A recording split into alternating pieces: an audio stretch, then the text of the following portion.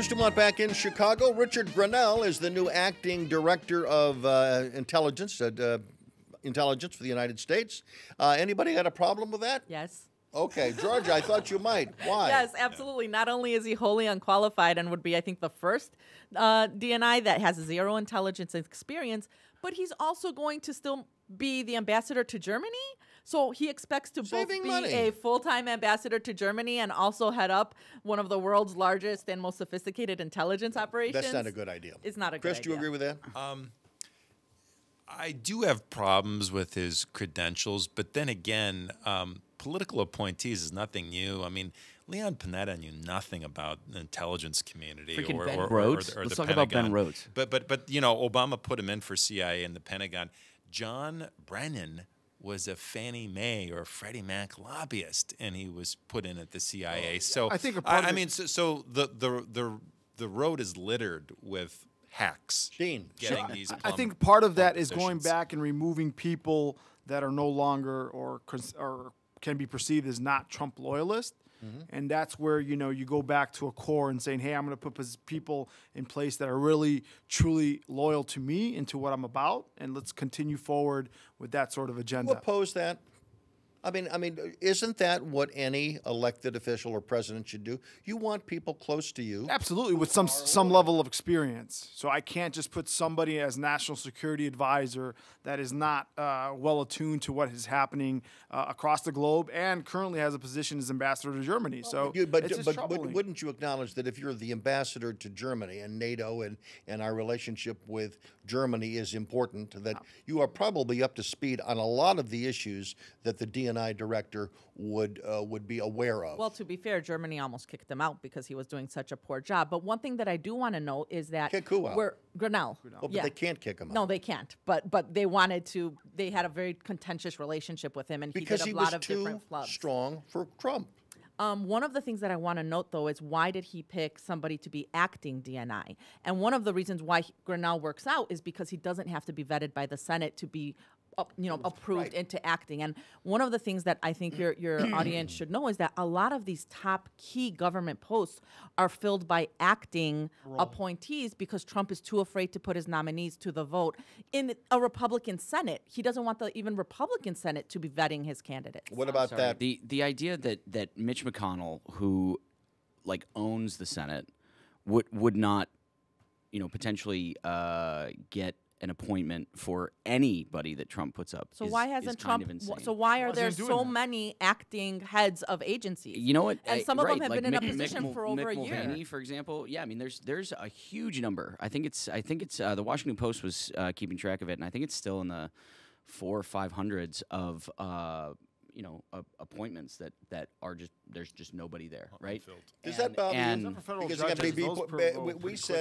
we said before you arrived tonight that really one of the criticisms, and I think it's a correct criticism of the Trump administration, was they were not ready on day one to govern. And again, this businessman was not able or was not aware that it takes time to get people through the Senate, even though there was Senate control there. It's certainly something that is makes me uneasy, right? But this is the thing, right? Is that the people that were left over, who were told, these people aren't political. They're just career, bureaucrats. Are the people that have trying to take him down for the last 3 years? The president has alleged that, and Robert O'Brien on television today, the national security advisor, he has alleged that the woman from the NSA who briefed the House Intelligence Committee that may have spoken out of turn or offered opinion. That's the news this afternoon. But they were basically saying she said something that she should not have said in answering questions before the House committee and Adam Schiff. The president was also upset, according to what he said. In fact, we have a clip of that. This is the president at the helicopter today when asked about the controversy involving the advisor who addressed the House Intelligence Committee and briefed them on the allegations of Russian involvement. This is what the president had to say today. Nobody said it. I read where Russia's helping Bernie Sanders. Nobody said it to me at all. Nobody briefed me about that at all. They leaked it. Adam Schiff and his group, they leaked it to the papers. And as usual, they ought to investigate Adam Schiff for leaking that information. The do-nothing Democrats. We don't know, and we'll never know whether Adam Schiff leaked this information or not. So let's take that off the history of doing that, so it's pretty easy. But okay, I will stipulate that. But the bigger question is, the president said that he was never briefed. In other words, the House Intelligence Committee was briefed before him. If that's true, I think that's horrible. Problem. Yeah, I agree. Do you agree? Would the Democrats agree with that? Well, first of all, Trump has zero credibility. Let's make sure that we know that one. But I'm saying if it's true. But if it's true, it's a failure of his own leadership because he's chosen to surround himself with football fans and not the type of people who would be able to put this type of briefing in place. This is a guy who, according to reports, needs pictures in his presidential daily briefing because he doesn't want the actual information. But Georgia, if you of course people are going to be afraid to show it if to you him. surround yourself with sycophants, the first thing they're going to say is, let's tell the boss first before we take this information over and share it with Adam Schiff. So but I'm there's sure two that things. His own appointees have they've sounded the alarm on Russia to President Trump many times. We've seen as people have left and been fired from the administration because Trump has fired his own appointees at a record pace, that as they've come out and they've spoken about what they've told the president, they've said, I warned the president about Russian interference. So he can't claim now that, well, nobody told me about Russia interfering. People have been sounding the alarm almost every day. No, but the question that I have is, are there people like this deputy? Are there other people who are at a lower rung than the secretary? Are there people who they're either not supportive of the president, they may not think the president is smart enough, whatever, they may disagree with him politically, but they're operating at an operational level, and they're doing as they damn well please, as we know happens in any business, and sometimes they're making decisions that the president should be making. The president also said this week that he was not aware that 14 Americans with possible coronavirus were put on the plane to come back from Japan. He wanted them to stay in Japan. Some lower-level person made the decision they were all going to go on the same plane. Yeah, it was and the from president DHS. It hit the fan with the president when he said, wait a minute, I wanted to make that decision. Doesn't he have the right to make that decision? And you know what, though? This is what happens when you fill your cabinet with billionaire donors, right? And not people who have experience in government. Who's in his cabinet that's a billionaire? This is what happens when you appoint people that are, 23 years old or 30 years old, and all of a sudden they're heading up a multi-million-dollar like government Ben Rhodes? operation. I'm talking about the deputies. Come on, this happened at a... This is a man who campaigned on the promise of, I know how to run a business. Yes, and he did. Can't even surround himself with people who can run policy or the government. Okay, so think two it's things. point. Two things. One, I think the idea that government should be run as a business is something that has been given incredible traction that is just a bad idea. Number two. You gotta pause. Your number two will come up. All right. After we hear from Dean, he's chomping at the bit over here. I'm Bruce DuMont, back shortly.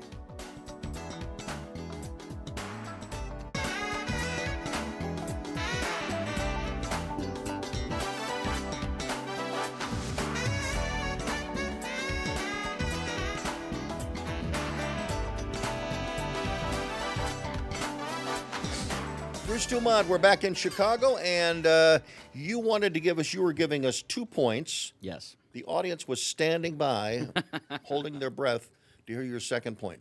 So we're talking about lifetime political appointees, right? Yeah. And I think that it's kind of demonstrated the fact that that the idea that these people are apolitical or they're just doing a job is not true at all. Right, and I mean everybody's political, right? I'm political, the other three guests, right? Exactly, right. The listeners are political, and the idea that somehow being part of the federal government makes them apolitical and just believing that they're angels is actually kind of corrosive. If you look at what happened with Comey, McCabe, even Brennan in his time as a contributor to CNN and the leaking that happens.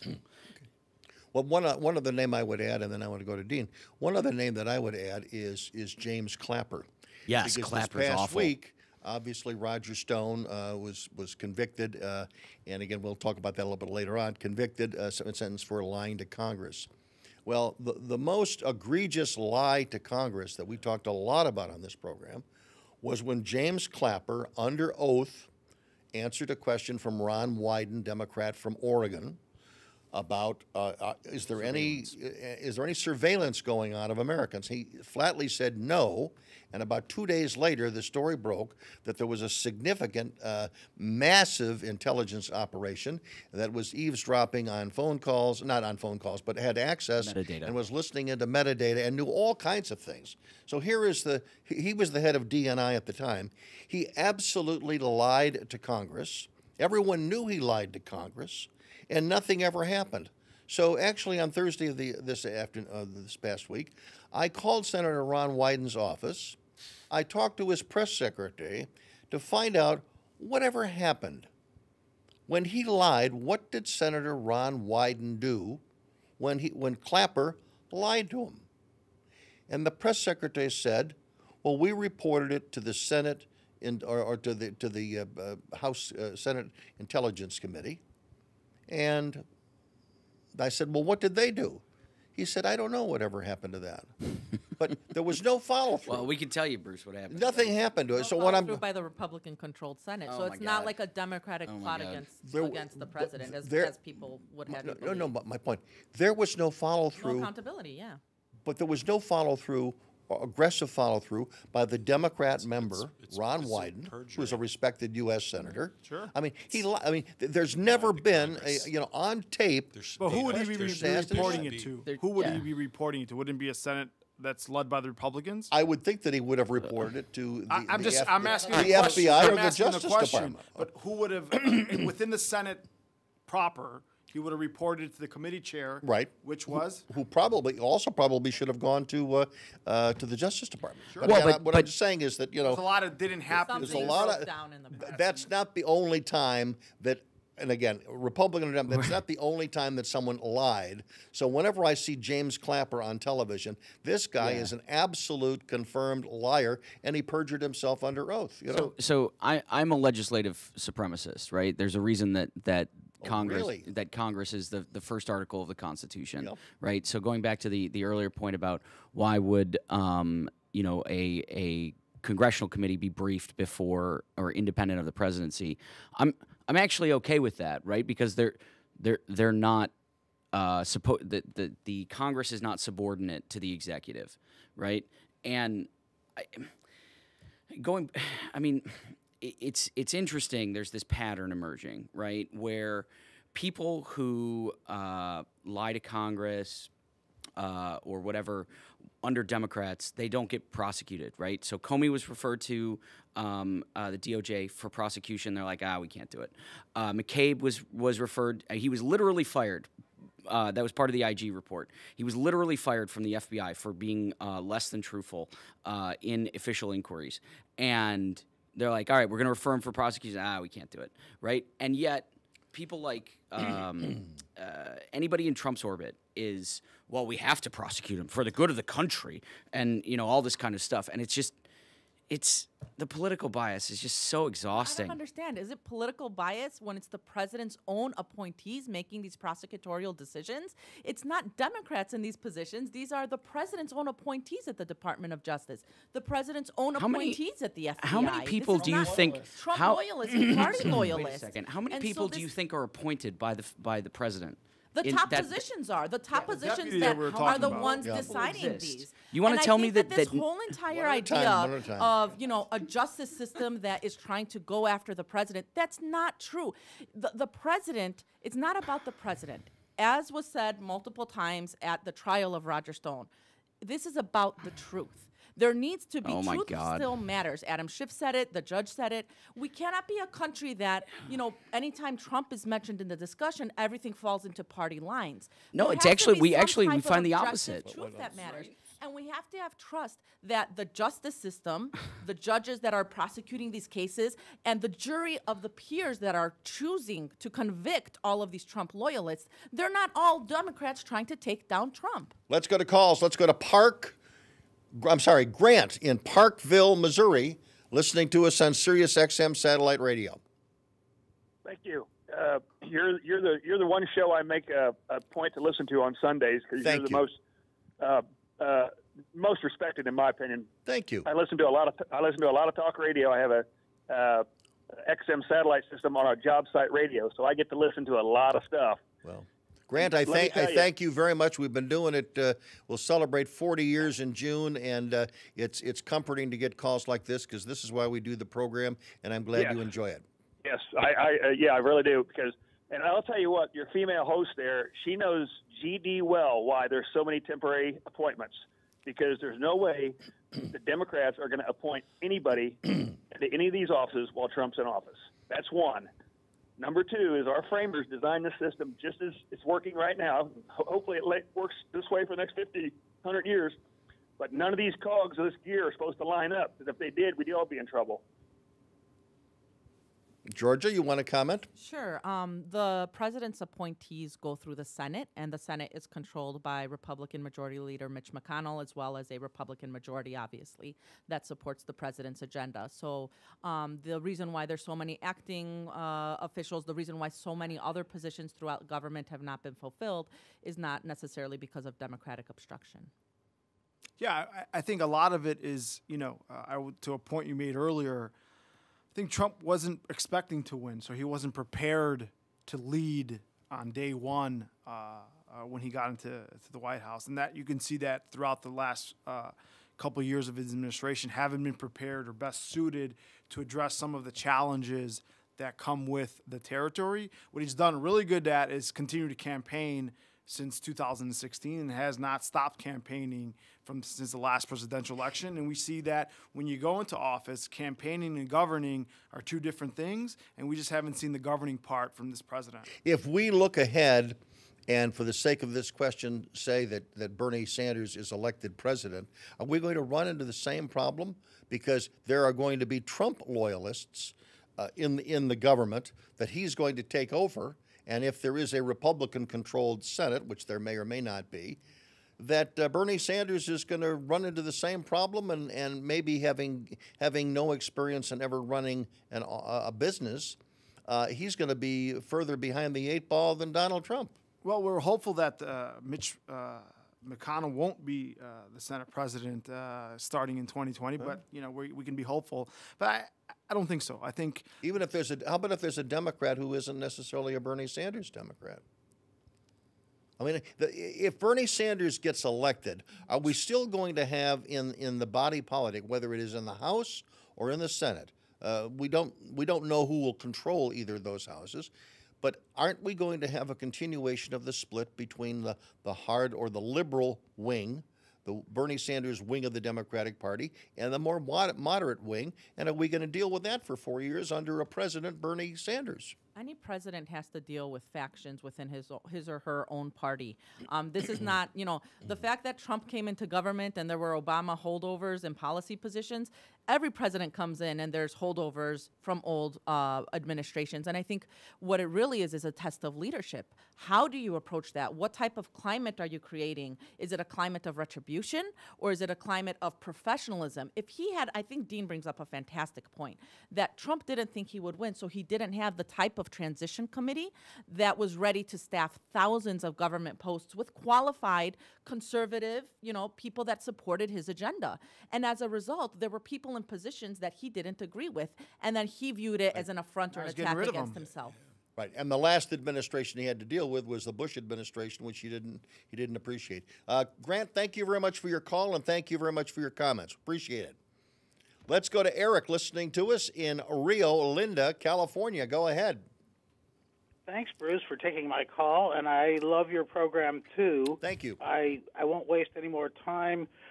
Georgia is mistaken about the studies on voters. In Georgia, the voters, more people of color voted after they put in ID requirements.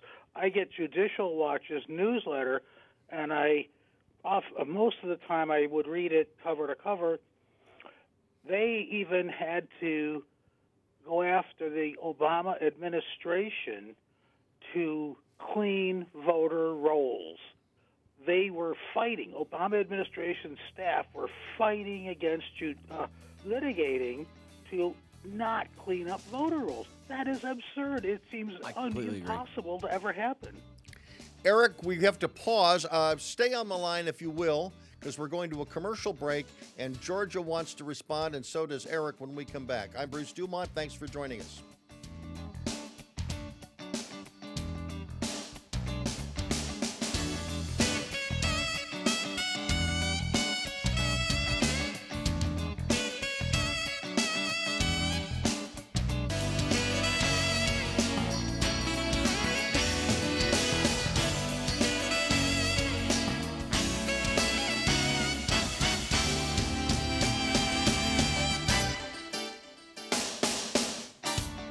Bruce DuMont back in Chicago. Before we go back to our guest in Rio Lindo, California, to follow up on his phone call, we're going to let each of our guests introduce themselves, and we're going to begin with Jeff Halm. Jeff?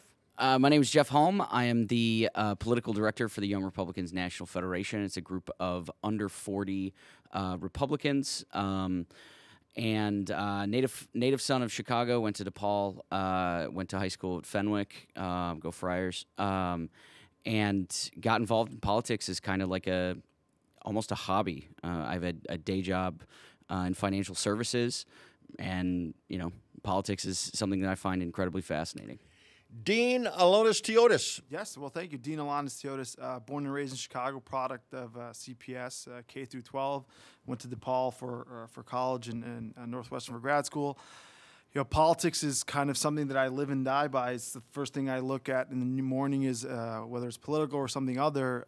It's who I am, and I'm happy to be on the show. Thank you. How many times in your life have you spelled your name and pronounced it? Oh boy, first days of school were definitely tough. Let me tell you that.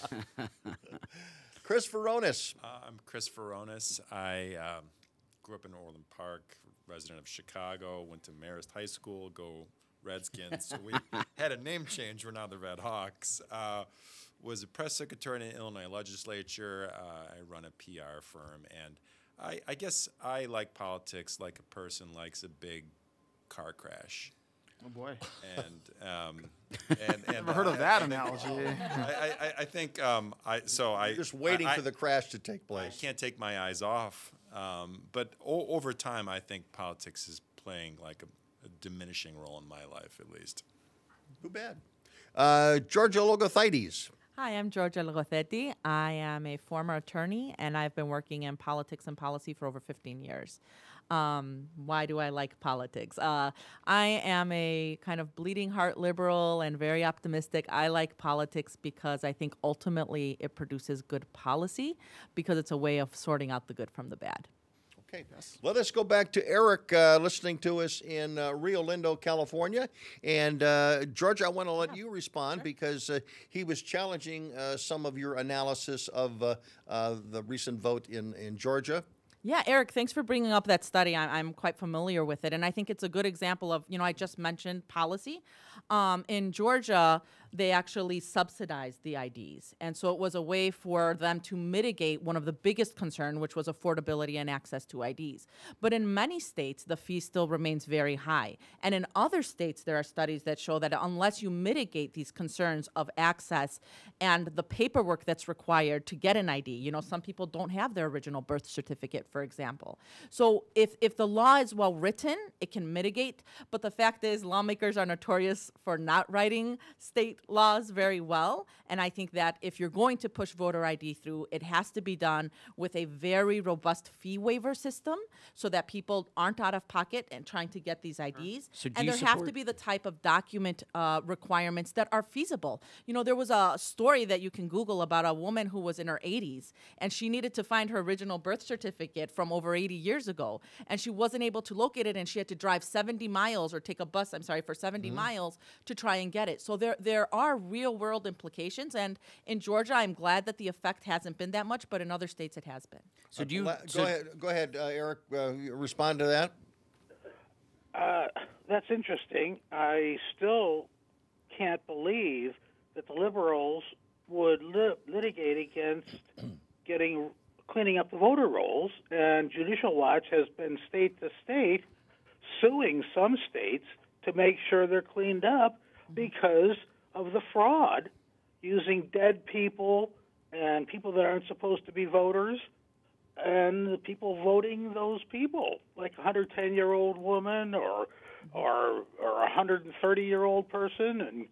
And Los Angeles got rid of I don't know how many thousands of people off the rolls.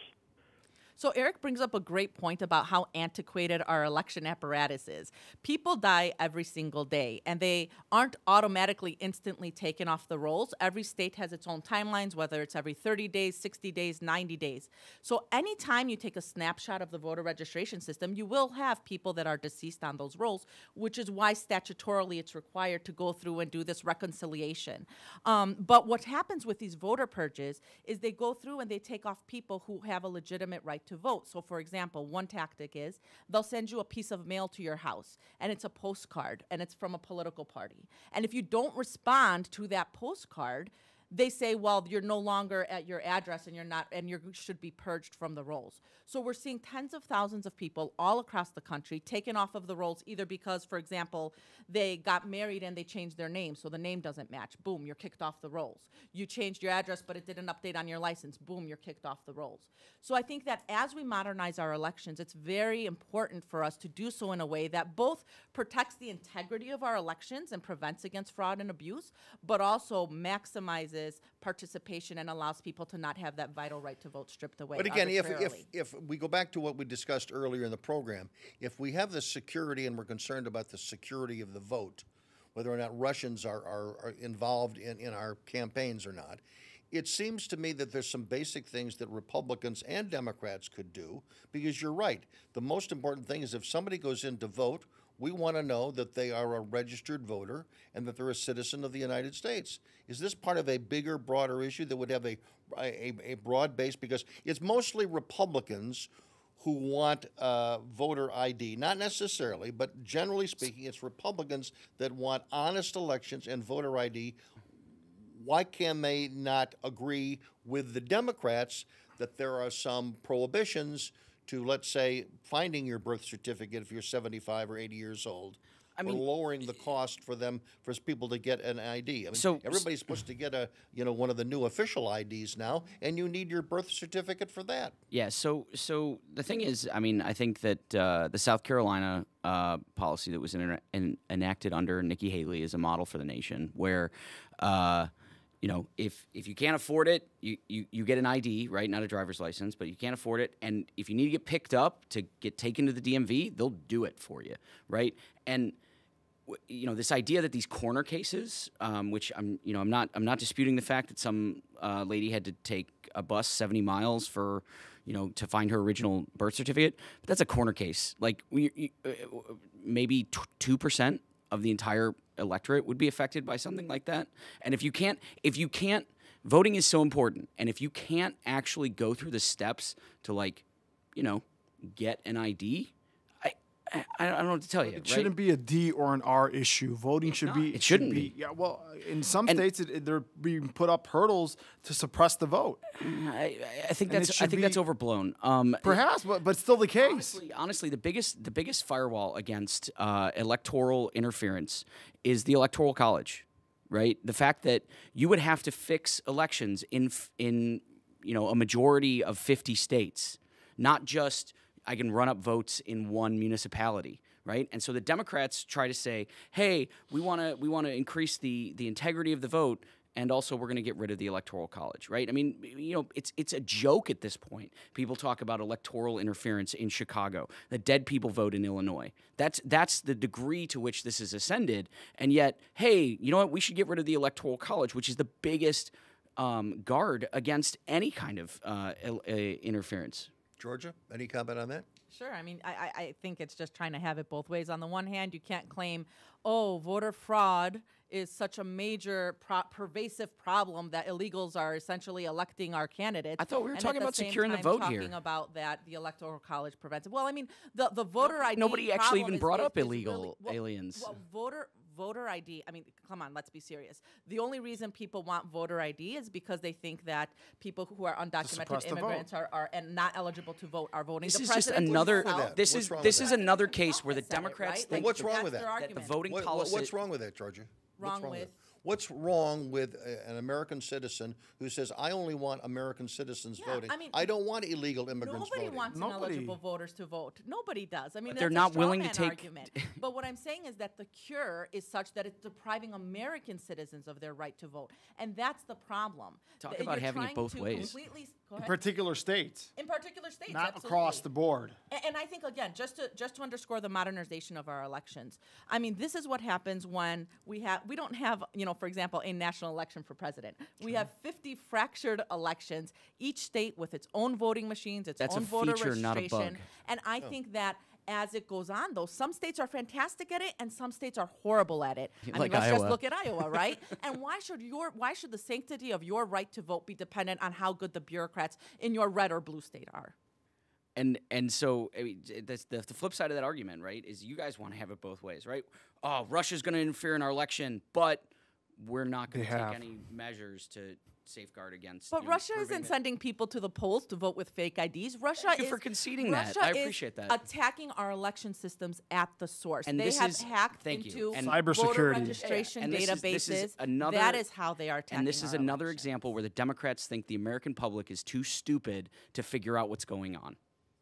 I strongly disagree with that statement. I mean, I think the cybersecurity aspect should, again, voting is not a D or an R issue. It should be concerning everybody. And cyber attacks from a third party outside the United States, being Russia in this case, should be concerning to everybody. It should be 100%. the top priority of any Congress. And this is why- we should be seeking to address that. And that's just frankly not the case here. And the easiest way to secure the vote is two things, right? One, you have to have an ID to prove you're an American citizen, and two, you have a paper ballot. But I don't right? understand. Wait. I'm sorry. Let's just ground ourselves in reality for a moment. You go in with your voter ID, right, with Yep. your state ID or even your passport, and you go in to vote. If the Russians change your voter registration and you have to file a provisional ballot that never gets counted, that's a major problem. Or removed from the roll. Absolutely. Yeah, there's sorry, no question I'm about it. Eric, thank The- you very much. the You got Russians you changed got, the we registration? got a break. That's we got what a they break. tried Thank to you, do. Bruce. Your call screener is marvelous. Listen, thank you very much. Your call was good. You got your quarters worth. Thanks for joining us tonight. 1-800-723-8029. When we come back, we're going to talk about one of the pardons or the computations, whatever it is, that the president made this past week.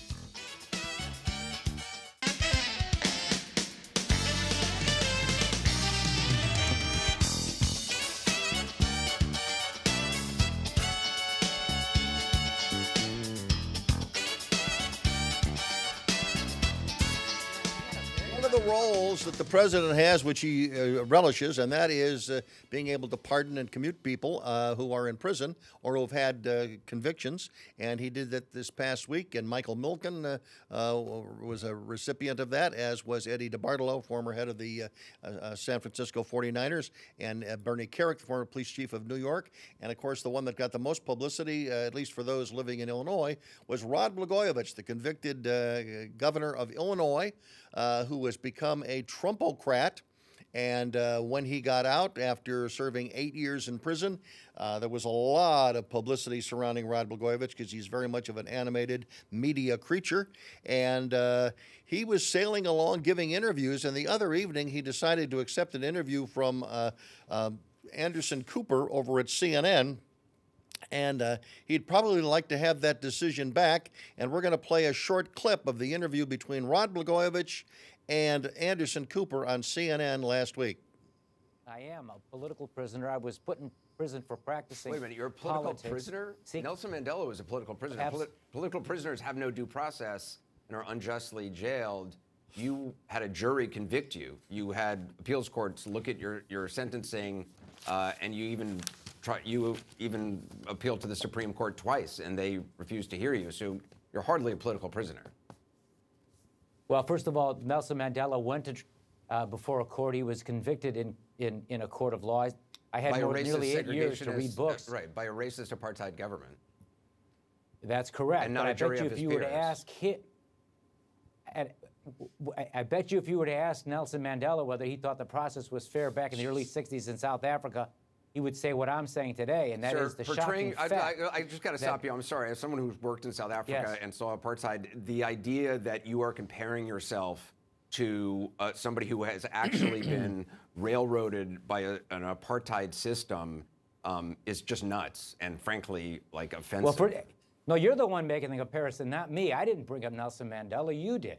Right. You're I'm saying, simply like saying that him, you were railroaded by an all-white jury for an oppressive regime? No. No, here again, you're putting words in my mouth. I never said that either. Okay. The jury had, some representation from African Americans. No, what I'm saying is that I was thrown in prison and spent nearly 8 years in prison for practicing politics, for seeking campaign contributions without a quid pro quo. No express quid pro quo. And it got nasty after that. Now, Chris Veronis, you have an opinion on the president's commutation of Rod Blagojevich, and you have an opinion on that interview. Excessive sentences, prosecutorial zeal has always been an issue, and it's not talked about enough. It really isn't, except when you have cases like this. And I think you could make a case that the sentence was excessive, and really at the end of the day, it doesn't matter because this is a constitutional right of the president. He could commute sentences. It's exactly what he did. And so it's sort of, and he will pay a political price, ostensibly, too. Usually most presidents wait to the end of their term to do these commutations or pardons. Trump didn't. So that's one thing about the commutation. Now, about the interview, Rod Blagojevich is like the original narcissist. With probably a little bit more impulse control than Donald Trump. Was on Celebrity Apprentice as well. And he got fired by Donald Trump. We're not learning anything new for him to come on. And, really, the argument's been made that if Trump was just ignored on Twitter for a week, you'd completely defang him. I don't know what we gained by giving Rod Blagojevich a perch, a jailbird, giving a perch. But the thing that really bothered me... CNN gains ratings, I would suspect. The thing that bothered me about this segment is the problem with modern-day journalism, with CNN in particular, with Jeff Zucker, the CEO, whose philosophy on broadcast journalism, he likens it to entertainment, right? And that's why you get these absurd 10-person panels on election night and just barking at each other. But saying that to a 4-person panel. What you saw on this segment was Anderson Cooper sneering and smirking, and you didn't even play the part where he was hyperventilating and just overflowing all over Rod Blagojevich. Anderson Cooper made himself the story, and it's performative journalism. It's absurd. It's ridiculous. It insults the audience. How about some cold, dispassionate, hard questions instead of injecting this, just this kind of emotional theater? And so, if you look on social media, Anderson Cooper is getting props, but it's just a sad day for journalism when this is the standard. What did you think of the interview? I think a larger discussion is if I'm spending the next 72 hours after being released from prison, I would want to spend it with my family and not go on CNN and go, make myself available to press. But, that's just, but that's, obviously one issue that is the excessive time he spent in prison. Was that excessive? I agree with that. But we haven't seen from him just yet is remorse for his behavior. And he's continue on where he left off 8 years ago. We're blaming everybody else that they did something to him. and not taking some responsibilities for his actions. There is 100% an argument to be made about sentencing reform, prosecutorial zeal, stuff that Chris talked about. But Blago? Like, he's not. He's not a But good. we're the problem, I think. I think we're the people that are saying, hey, if he goes on CNN, we're going to turn on the TV and watch him. If nobody turns on their TV or gives him any attention, guess what? Nobody else is going to call him on to be a part of their show. But as Chris Veronis said, he likes a car crash. We heard what you said. This was a pile-on CNN. Our thanks to our guests this evening, our Democrats. They have been Dean Alotis Teotis. Yes, very good. Thank you. And Georgia Logothaitis. And Chris Veronis, our Republican, and Jeff Hom, our Republican as well. We thank you all for being with us. This has been a Jenny B production, produced in association with WCGO. And our thanks to Andrew Marshall and Fritz Goldman for their assistance in the production of this program. Again, next Saturday, there's going to be the South Carolina primary, so we'll be first to respond to that. And then we'll just be a couple of days away from Super Tuesday. I'm Bruce DuMont. Good night from Chicago. Do you worry about how much